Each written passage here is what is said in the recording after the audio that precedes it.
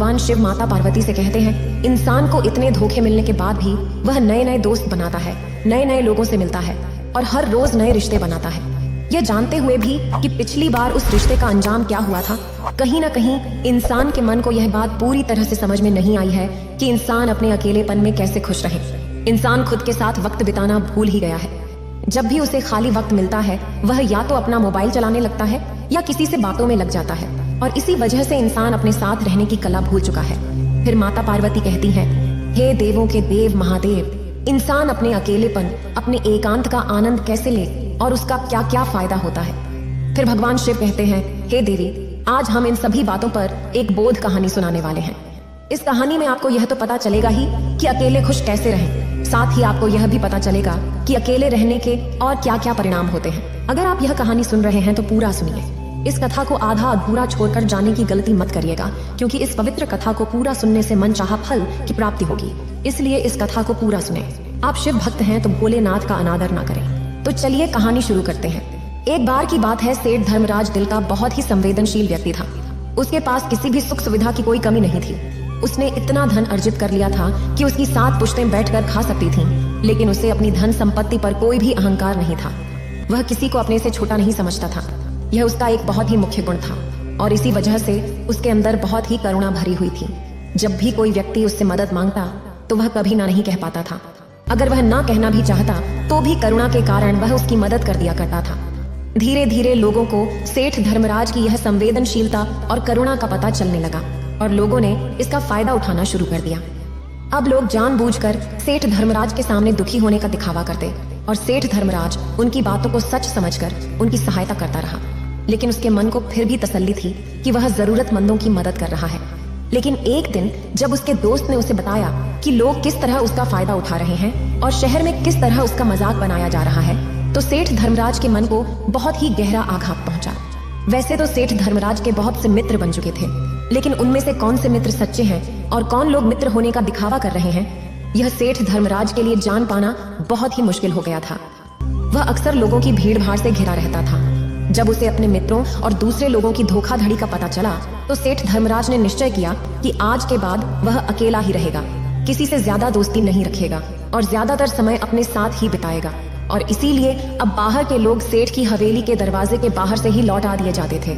सेठ के दरबान किसी को भी सेठ के पास जाने की अनुमति नहीं देते थे। लेकिन कुछ समय अकेले रहने के बाद सेठ धर्मराज का मन ऊबने लगा। अब उसे किसी महफिल की जरूरत थी। उसे अपने वे दोस्त याद आने लगे जिनके साथ बैठकर वह जीवन का आनंद लिया करता था। लेकिन तभी उसे यह भी याद आ जाता कि किस तरह उसके दोस्तों ने उसे बेवकूफ बनाया और करुणा का अभिनय करके उसका कितना सारा धन उससे ले लिया। इसलिए वह चाहकर भी ऐसे दोस्तों की संगत नहीं चाहता था। लेकिन अब उसका मन अकेले में ऊबने लगा था। इसलिए उसने अपने दोस्तों से संपर्क न करके एक सत्संग में जाना शुरू कर दिया। उस सत्संग में ज्ञान की बातें होती थीं, ज्ञान के उपदेश होते थे और दूसरों के विचार भी सुने जाते थे। सेठ धर्मराज को वहां जाकर बहुत अच्छा लगा। उसे बहुत आनंद मिला और वह रोज नित्य रूप से उस सत्संग में जाने लगा और ज्ञान के उपदेश सुनने लगा। सत्संग में अक्सर सेठ धर्मराज अच्छे अच्छे वक्तव्य पेश करके अपने ज्ञान को भी जाहिर करता था और यह बात किसी से छुपी हुई नहीं थी कि तर्क वितर्क में सेठ धर्मराज का कोई जोड़ा नहीं था। लेकिन फिर भी सेठ धर्मराज के मन में कोई भी आनंद की झलक नहीं थी। इतना ज्ञान होने के बाद भी वह अपने अंतर ज्ञान से एकदम अलग था। इतना भारी ज्ञान होने के बाद भी वह अपने अंतर ज्ञान से एकदम अछूता था और इसी वजह से उसके जीवन में आनंद की कोई झलक नहीं थी। अक्सर सत्संग के उपदेशों में ध्यान पर चर्चा होती थी। इस पर सेठ धर्मराज वक्तव्य तो बहुत पेश करते थे, लेकिन उन्होंने ध्यान की तरफ अपना पहला कदम भी नहीं उठाया था।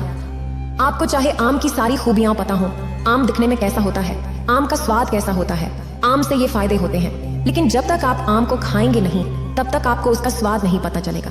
यही बात सेठ धर्मराज पर भी लागू होती थी। वैसे तो उन्हें पूरा ज्ञान था, लेकिन उन्होंने ध्यान का रस, एकांत का रस, अकेलेपन का रस अभी तक नहीं चखा था। एक दिन उस सत्संग में एक शिव सन्यासी आ पहुंचे। दूर दूर तक उनकी ख्याति थी। उनके ज्ञान के बारे में प्रदेश भर में चर्चाएं होती थीं। तो आज सेठ धर्मराज को एक मौका मिल गया था कि वह अपने तर्क वितर्क से उस शिव सन्यासी को पछाड़ देगा और उसके बाद समाज में उसकी और भी इज्जत बढ़ जाएगी। लोग उसे और भी बड़ा ज्ञानी समझने लगेंगे और यही सोचकर वह खुश हो रहा था। तभी वहां पर शिव सन्यासी आ पहुंचे। शिव सन्यासी शांत भाव से चलते हुए अपने आसन पर जाकर बैठ गए। सेठ धर्मराज सभी के तर्कों को काटकर अपना तर्क सबसे ऊपर रखते गए। उन्होंने सोचा कि एक बार यह शिव सन्यासी तर्क वितर्क पर उतर आए, फिर देखो मैं इनके तर्कों को कैसे काटता हूँ। तर्क वितर्क होते रहे, पर उस शिव सन्यासी ने कुछ नहीं बोला। वह बस शांत भाव से मुस्कुरा रहा था। आखिर में जब सत्संग खत्म हुआ तो सेठ धर्मराज से रहा नहीं गया और उन्होंने शिव सन्यासी से पूछ ही लिया कि मैंने आपके ज्ञान की चर्चा बहुत सुनी है, लेकिन आप तो सभा में कुछ बोले ही नहीं, आप तो एकदम मौन बैठे रहे। यह सुनकर शिव सन्यासी ने मुस्कुराते हुए कहा कि आखिर में सारे ज्ञान को भूल जाना होता है। मुझे आपके तर्क वितर्क पर कोई विवाद नहीं है। मैं तो बस अपने अकेलेपन का आनंद ले रहा था, अपने एकांत के रस में डूबा हुआ था। ऐसा नहीं है कि मैं तुम लोगों को सुन नहीं रहा था, मैं तुम्हें पूरी तरह से सुन रहा था, लेकिन मेरे मन में आपके प्रति कोई प्रतिरोध नहीं था। मैं जानता हूँ कि शुरुआत में इंसान ज्ञान इकट्ठा करता है, लेकिन अगर वह खुद को ज्ञानी समझने की भूल करता है तो वह सबसे बड़ा अज्ञानी ही रह जाएगा। सबसे बड़ा ज्ञान है अपने ज्ञान को छोड़ देना, खुद को यह एहसास कराना कि मैं अज्ञानी हूँ। इससे आपका अहंकार और घमंड टूटता है और आपका सीखा हुआ ज्ञान आपके अनुभव में बदलने लगता है। लेकिन अक्सर लोग सुने सुनाए और किताबी ज्ञान को ही असल सत्य मान लेते हैं और यही सबसे बड़ी भूल कर बैठते हैं, जिससे वे अपने एकांत में कभी उतर ही नहीं पाते, क्योंकि ऐसे लोग हमेशा अपने ज्ञान का प्रचार करते रहते हैं। जब सेठ धर्मराज ने यह सुना तो यह बात सीधा उसके दिल पर चोट कर गई, क्योंकि यह बात उस पर बिल्कुल सही तरीके से लागू होती थी।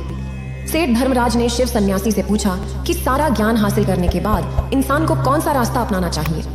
यह सुनकर शिव सन्यासी ने कहा कि असली ज्ञानी की पहचान यही है कि वह अपने ज्ञान से उस एकांत तक पहुंच जाए, उसके मन के सारे द्वंद्व खत्म हो गए हों। जब तुम किसी ज्ञानी पुरुष से मिलोगे तो वह अपने ज्ञान का बखान नहीं करेगा, उनका एकांत और उनकी चुप्पी ही तुम्हें उस ज्ञान का संदेश पहुंचा देगी। जरा सोचो कि इतना ज्ञान होने का क्या फायदा जब आप अपने साथ ही रहना नहीं सीखे, अपने अकेलेपन और अपने एकांत का आनंद लेना ही नहीं सीखे, तो क्या फायदा। इतना ज्ञान इकट्ठा करके जरा दिमाग लगाओ और सोचो।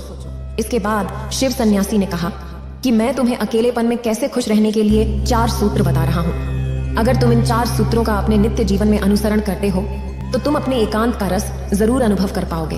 और अगर एक बार तुमने अपने एकांत का अनुभव कर लिया, उसका रस छक लिया, तो फिर तुम्हें अपने मन को खुश करने के लिए किसी मनोरंजन वस्तु या आदमी की कोई आवश्यकता नहीं होगी। वह रस, वह आनंद परमानंद बन जाएगा। वह हमेशा आपके साथ चलेगा, क्योंकि वह किसी चीज से बंधा हुआ नहीं है।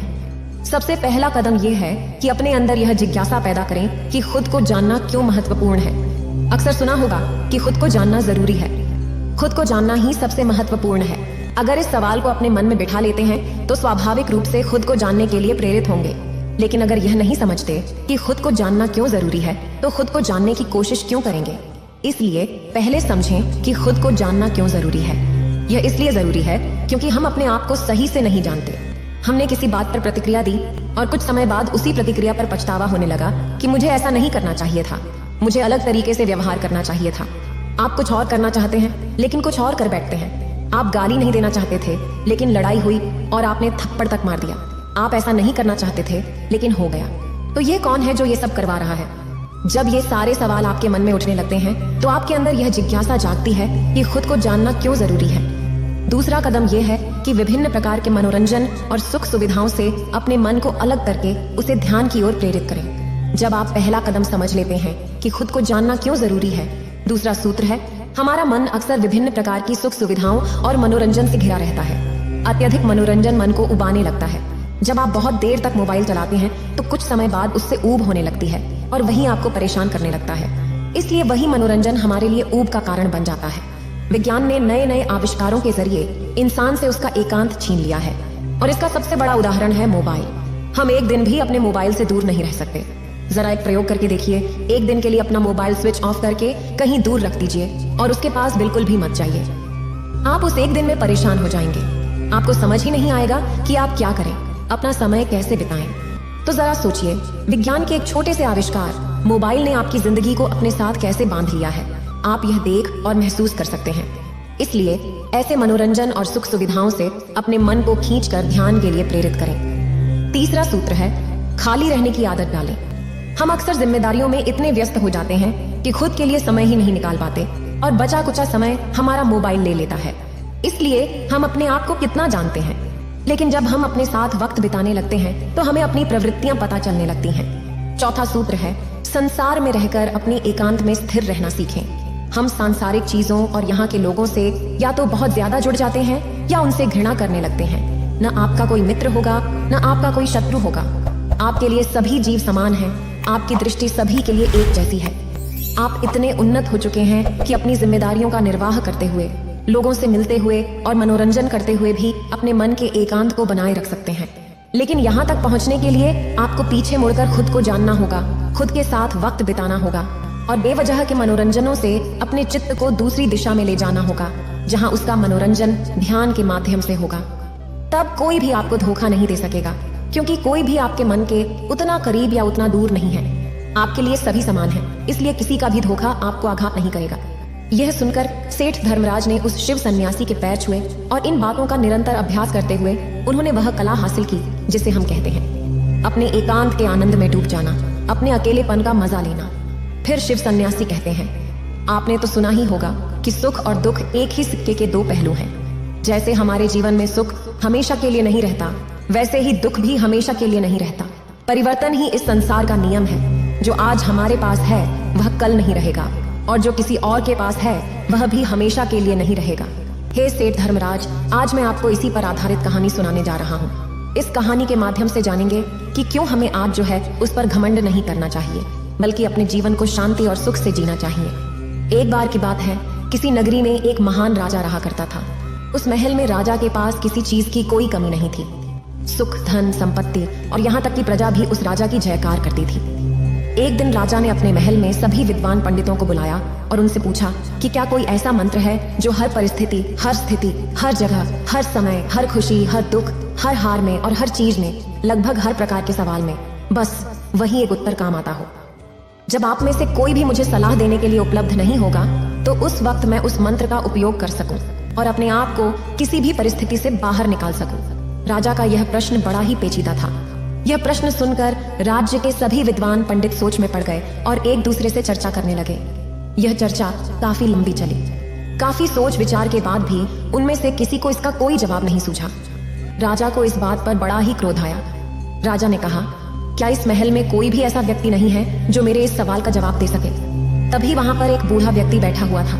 वह उठ खड़ा हुआ और उसने राजा से कहा, हे राजन, तुम्हें यहाँ पर इसका जवाब कोई नहीं दे सकता, लेकिन मैं एक ऐसे संत को जानता हूँ जो तुम्हें तुम्हारे इस सवाल का जवाब अवश्य दे सकते हैं। उस बूढ़े व्यक्ति की बात सुनने के बाद राजा ने कहा, हे माननीय, कृपया मुझे बताइए कि वह संत कहाँ मिलेंगे। इस पर बूढ़ा व्यक्ति बोला, हे राजन, पास ही में एक छोटा सा जंगल है जहाँ वह अपना आश्रम बनाकर रहते हैं।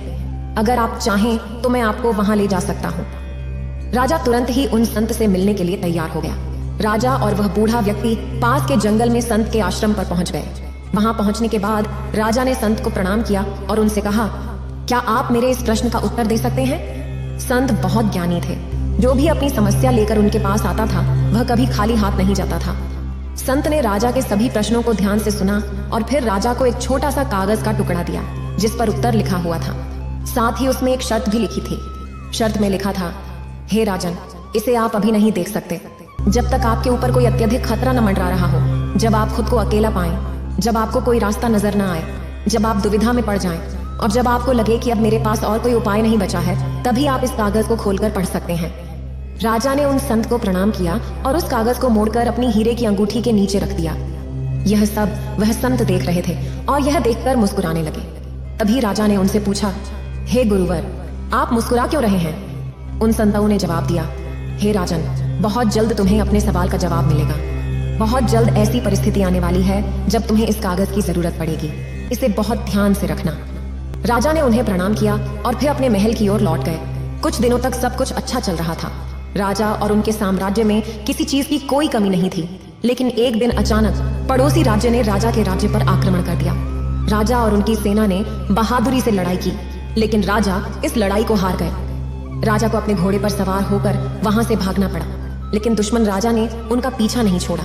वे लगातार उनके करीब आते जा रहे थे। राजा अपनी जान बचाने के लिए लगातार बढ़ते जा रहे थे। अचानक उन्होंने देखा कि सड़क का अंत हो चुका है और वहीं पर उन्होंने अपने घोड़े को रोक दिया। जहां पर वह खड़े थे उन्होंने देखा कि सड़क नीचे की तरफ जा रही है और करीब 1000 फीट की गहराई पर पत्थरीली घाटी थी। अगर राजा ने अपने घोड़े को सही समय पर नहीं रोका होता तो उनका अंत तय था और वे कभी वापस नहीं लौट पाते। लेकिन अभी भी शत्रुओं के घोड़ों की आवाज तेजी से बढ़ रही थी और अब राजा का दिल जोर से धड़क रहा था। बेचैनी बढ़ती जा रही थी। राजा को कुछ भी समझ नहीं आ रहा था कि वह कहाँ जाए। कोई भी रास्ता उन्हें नहीं दिख रहा था। तभी अचानक राजा ने देखा कि उसकी अंगूठी में लगा हुआ हीरा धूप से चमक रहा है और उसी अंगूठी के नीचे राजा ने वह संदेश भी छुपा रखा था जो उन्हें याद आ गया। राजा ने अपनी हीरे की अंगूठी निकाली और संदेश पढ़ना शुरू किया। उस छोटे से कागज के टुकड़े पर लिखा था, यह समय भी बीत जाएगा। राजा ने इसे एक बार पढ़ा, फिर दोबारा पढ़ा और कई बार पढ़ा। उन्होंने इसे समझने की कोशिश की। तब राजा को एहसास हुआ कि यह बात बिल्कुल सही है। कुछ दिन पहले मैं अपने राज्य में आनंद ले रहा था। सुख, धन, संपत्ति, साम्राज्य सब कुछ मेरे पास था और आज मेरे पास कुछ भी नहीं है। मेरा राज्य भी नहीं है और ना ही कोई सुख बचा है। आज मैं अपनी जान बचाने की कोशिश कर रहा हूँ और मेरे सुख के दिन बीत गए हैं। ठीक इसी प्रकार यह समय भी नहीं रहेगा और खतरे के ये 2 दिन भी बीत जाएंगे। इतना समझते ही राजा के चेहरे पर और मन में एक अजीब सी शांति छा गई। वह राजा वहीं खड़ा रह गया। उसने इसे सुंदर जगह पहले कभी नहीं देखी थी। वह प्राकृतिक सौंदर्य से भरपूर थी। उसे कभी नहीं पता था कि इतनी खूबसूरत जगह भी उसके राज्य का एक हिस्सा है। राजा को वह संदेश समझ में आ चुका था जिससे उनके मन को बड़ी शांति मिली। राजा यह भी भूल चुके थे कि उनके शत्रु उनका पीछा कर रहे हैं। राजा वहीं बैठकर कुछ देर आराम करने लगे। कुछ देर बाद उन्हें यह एहसास हुआ कि उनके पीछे उनके शत्रु लगे हुए थे। जिनके घोड़ों की आवाज तेजी से बढ़ रही थी, अब वह धीरे धीरे कम हो रही थी। ऐसा लग रहा था कि वे लोग उस जगह के किसी और हिस्से में चले गए थे। जहां राजा खड़े थे वहां कोई भी शत्रु नहीं पहुंच पाया। वह राजा बड़ा ही बलवान था। उसने कुछ दिनों तक छोटा मोटा काम करके अपना जीवन चलाया, लेकिन राजा ने हार नहीं मानी। उसने अपनी सेना को फिर से इकट्ठा किया, युद्ध के लिए तैयार किया और शत्रुओं पर आक्रमण कर दिया। इस बार राजा की सेना ने बहादुरी से लड़ाई की और राजा ने शत्रु को पराजित कर दिया। राजा ने अपना साम्राज्य वापस पा लिया। जब वह जीत के बाद साम्राज्य में लौट रहा था तो पूरी राजधानी में उसका धूमधाम से स्वागत किया जा रहा था। जीत की खुशी मनाई जा रही थी। हर कोई उत्सव मना रहा था। हर घर के लोग राजा पर फूल बरसा रहे थे। लोग नाच रहे थे, गा रहे थे। तभी अचानक राजा के मन में यह एहसास हुआ कि वह सबसे बलवान राजा है। वह सोचने लगा कि मैं सबसे बहादुर हूँ और महानतम राजाओं में से एक हूँ। मुझे हराना संभव नहीं है। इस तरह का स्वागत और सत्कार देखकर राजा के मन में अहंकार उत्पन्न होने लगा। तभी अचानक उसकी हीरे की अंगूठी धूप में फिर से चमकने लगी। राजा को याद आया कि उसके नीचे एक संदेश है। राजा ने अंगूठी निकाली और संदेश को फिर से पढ़ा। उसमें लिखा था, यह भी गुजर जाएगा। राजा बिल्कुल मौन हो गया। उसके मन में फिर से एक शांति छा गई। राजा का चेहरा अहंकार से पूर्ण परिवर्तन से होकर गुजरा और वह पूरी तरह से दीनता की स्थिति में चला गया। उसने सोचा कि यदि यह भी नहीं रहेगा, यह भी गुजर जाएगा। इसका मतलब यह भी मेरा नहीं है। हार मेरी नहीं थी, जीत भी मेरी नहीं है। मैं तो बस ये सब देखने वाला हूँ। सब कुछ समय के साथ यूं ही बीत जाता है। हम तो बस इन सबके साक्षी हैं। हम देखने वाले हैं। जीवन आता है और चला जाता है। सुख आता है और चला जाता है। दुख आता है और चला जाता है। ये सब लम्हे यूं ही गुजर जाएंगे, इसलिए मुझे इनसे आसक्त नहीं होना चाहिए। फिर भगवान शिव कहते हैं, अगर इंसान अपने जीवन में देखें और चुपचाप उन सभी चीजों का मूल्यांकन करें तो इंसान पाएंगे कि यह समय भी गुजर जाएगा। इंसान के जीवन में खुशी और जीत के बारे में सोचो, दुख और हाल के पलों के बारे में सोचो। क्या वे स्थायी थे? बिल्कुल नहीं। वे सब आए और चले गए। ठीक उसी प्रकार यह भी नहीं रहेगा और बीत जाएगा। समय इसी तरह से बीतता चला जाता है। जीवन यूं ही गुजर जाता है। इस संसार में कुछ भी स्थायी नहीं है। सब कुछ बदलता है। परिवर्तन के इस नियम को स्वीकार करो और इस पर अपने नजरिए से विचार करो। इंसान जीवन में भी ऐसे कई पल होते हैं जिन्हें अपने जीवन से कभी भी जाने नहीं देना चाहते, लेकिन यह जीवन है, यह समय है, ये पल है जो कभी भी नहीं रुकते। जिस प्रकार इंसान के जीवन में सुख आता है और चला जाता है, ठीक उसी प्रकार इंसान के जीवन में दुख भी आता है और चला जाता है। इसलिए इंसान अपने जीवन को वर्तमान में रहकर जीना सीखें, क्योंकि जो पल, जो समय आपके पास अभी है वो आने वाले समय में आपके पास नहीं होगा और तब केवल पश्चाताप ही करते रह जाएंगे। इससे अच्छा यह है कि वर्तमान में रहकर उन हर पलों को खुशी से जियो, जी भर के जियो, क्योंकि आने वाला समय कैसा होगा ये कोई नहीं जानता। आने वाले समय में हम दुखी होंगे या फिर खुश होंगे ये कोई नहीं बता सकता।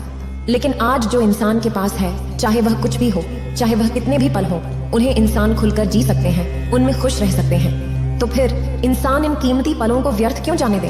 क्या मानव कभी सोचा है कि सुख और दुख एक ही सिक्के के 2 पहलू हैं? ये कभी भी स्थायी नहीं रहेंगे, ये भी बीत जाएंगे। इस बदलाव के सिर्फ एक साक्षी हैं, इसका अनुभव करें, समझें और इंसान अपने जीवन को हर पल खुशी से जिए। और जब भी कोई कठिन समय परेशान कर रहा हो तो बस एक बात याद रखना कि ये भी ज्यादा समय के लिए नहीं है। इसका भी समय आएगा। किसी न किसी दिन और किसी न किसी क्षण ये भी गुजर जाएगा। और इंसान अपने अकेलेपन में खुश रह पाएगा।